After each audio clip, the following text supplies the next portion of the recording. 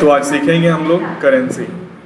Tally का एक ऐसा फीचर्स जिसका हेल्प से हम लोग कोई भी सामान अगर खरीदेंगे तो डॉलर में खरीद सकते हैं या कोई अदर करेंसी में खरीद सकते हैं। जैसा कि अभी तक आप लोग जो भी सामान खरीद रहे होते हैं वो सब सारा इंडियन रुपीज़ में खरीद देते हैं। कौन से रुपीज़ में? इंडियन रुपीज़ में। लेकिन अगर कोई अदर करेंसी हमें अदर फॉरेक्स में अगर हमको खरीदनी है, फॉरेन करेंसी में खरीदनी है, तो हम कैसे करेंगे उसे?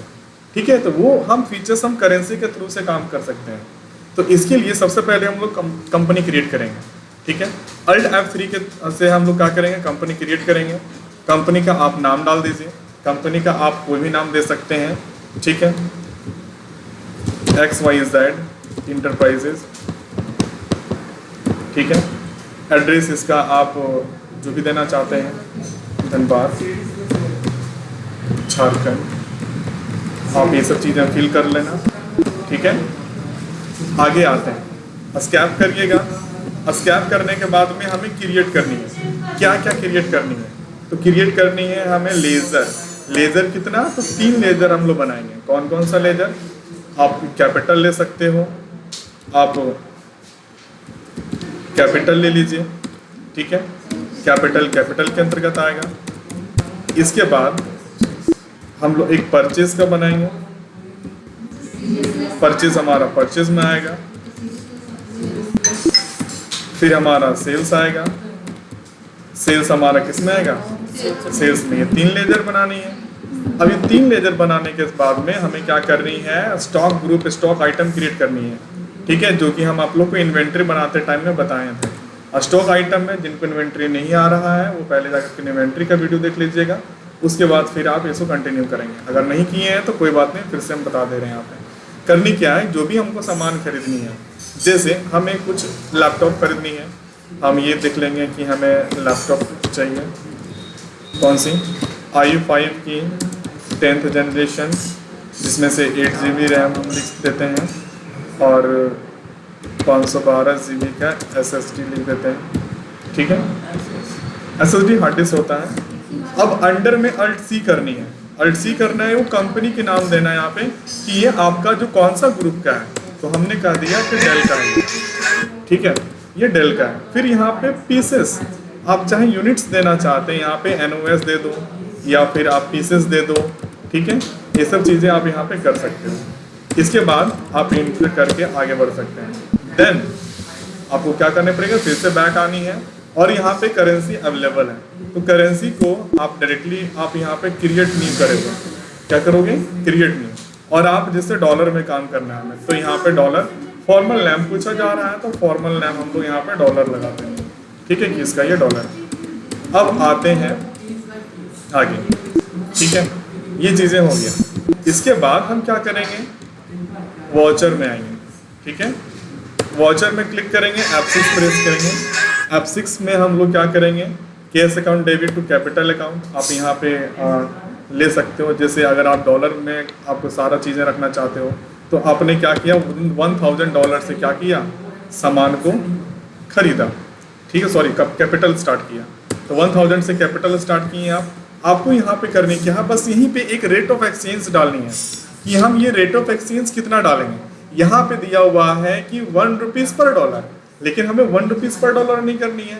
अभी का जो रेट चल रहा है वो आई थिंक ₹87 पर डॉलर है। ठीक है, तो हम क्या करेंगे? यहाँ पे ₹87 पर डॉलर लगा देंगे। ठीक है, ये कर देते हैं। ठीक है, और बाई में कैश।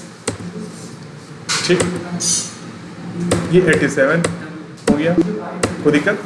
अब क्या करनी है? F9 करनी है। F9 में हम लोग क्या करेंगे? परचेज करेंगे। ठीक है, तो परचेज के लिए हम एक लैपटॉप खरीद रहे हैं। ठीक है, यहाँ पे नेम ऑफ आइटम में Lenovo ले लेंगे आप। अब एक पीस क्वांटिटी ले रहे हैं। ठीक है, और इसका जो प्राइस होगा, सपोज आपने डाला तो उसके लिए पहले डॉलर लगाना पड़ेगा। पहले अगर आप डॉलर लगाते हैं, इसके बाद आपको 500 करना पड़ेगा। ठीक है, 500 में बेच रहे हैं। ठीक है, या फिर आप चाहें तो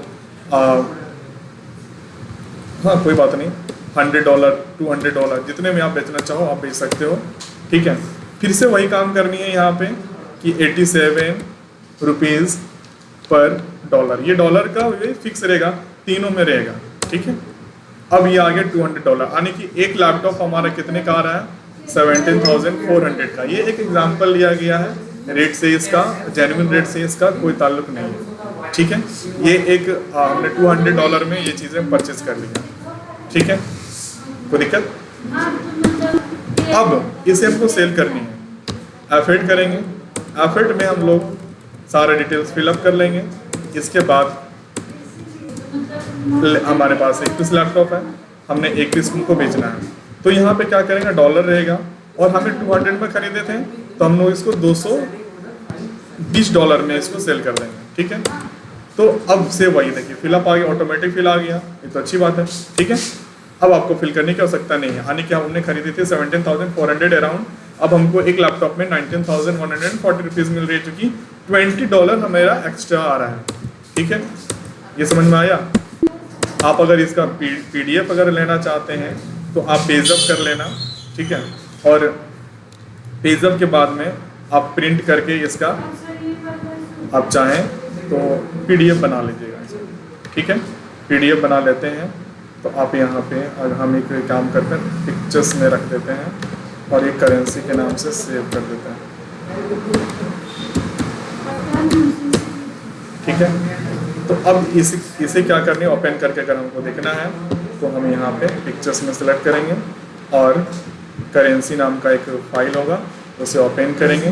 तो देखिए ये इनवॉइस में XYZ एंटरप्राइजेस, यहाँ पे आप सारा चीज़ें फिल कर लोगे तो ये काम हो जाएगा। देखिए आप पहले हमारा इंडियन रुपीज़ आता था, तो अब यहाँ पे क्या आ रहा है, डॉलर में $220 आ रहा है, $220 ओनली, है ना, ठीक है। आगे समझ में, चलिए, ठीक है।